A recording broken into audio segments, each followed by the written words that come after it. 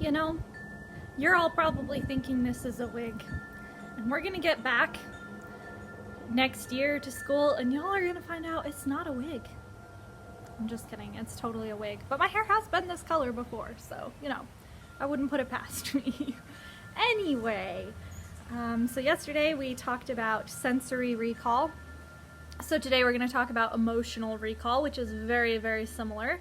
Just instead of recalling the things that you heard or smelt or saw, you're going to be recalling how you felt when you heard and smelled and saw and tasted all those things, okay? And we're talking emotionally felt, not physically felt. Now, I will say that sometimes when you do sensory recall, it actually also helps you recall an emotion. So to really get the best acting, in my opinion, you kind of have to use the two together, but we do learn about them separately. So your assignment today, because we already talked about emotional recall, y'all should know what that is. This is all just review for you. So today what I would like you to do is to recall a time when you felt a very strong emotion, and I want you to remember what that emotion felt like inside you. What was going through your mind, what was your body physically doing because of the emotion, that kind of thing.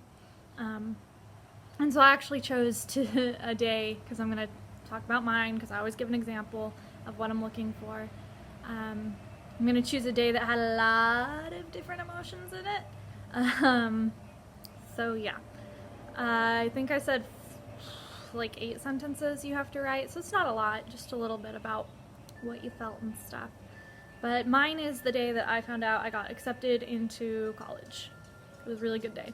So I woke up that morning, and my dad actually worked at the college, so he pulled up, for the past couple days, he'd been pulling up my profile that I had on the college website, and he can see like who's a current student, who's only there because they put in an application, that kind of thing.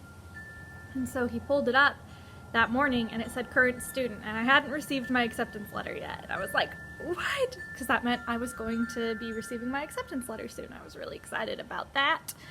And I just remember feeling like a huge burden had been lifted off my shoulders, because now I knew what I was going to be doing and I didn't have to worry about what was going to happen after graduation, and it was just so relieving. It was awesome. And I was really, really super excited, but I couldn't tell anyone because the acceptance letter hadn't come out yet. And it was like, oh, you can't tell anyone because you're actually not really supposed to know this yet. So I was like, anyway. So it was like really, really excitement just compounded like in your stomach, but you can't tell anyone and you can't let it out. So you just are like that kind of excitement. And then that night I also had an award ceremony because I had won first place in a playwriting contest. I also won last place because I was the only one who entered, but nobody needed to know that. But yeah, so I was really excited, and I had a friend who had also won, but he'd won with his dance. And he needed a ride, so he asked me if we could take him with us, and we were like, sure, and so we went, and oh my gosh, it was so much fun. Like, the whole night we were just joking around and laughing, and oh, it felt so good, because just everything was working out. Like, I'd won a contest, I had been accepted into college, and so we had our medals on, and we went to Walmart to grab a few things before we went home, and me and my friend were running around Walmart with our medals, just like super, super excited that we did such a good job. And then I get an email from the college, and it's my acceptance letter, and I'm so excited because now I can tell like the entire world. And so I just like get this really, I don't know, nervous energy, I guess, to tell everyone. I'm like, I got accepted into college, but also I'm kind of freaking out because it's a really big step in my life. And so I just texted everyone to tell them. But I had a friend who I was really, really close to, and I hadn't texted her yet because I asked my parents if we could stop by her house on the way home and I could tell her in person because we were good friends and I wanted to tell her in person. And they said yes. And so I drove up to her house, and as we get there, I can see that there are a bunch of cars around the house, and I'm like, what on earth? Okay, that's a little weird, but whatever. So I knock on the door, and she answers, and immediately my heart stops because I know there's something wrong, because she's looking at me like she is embarrassed and horrified that I'm even standing there. And my stomach just dropped.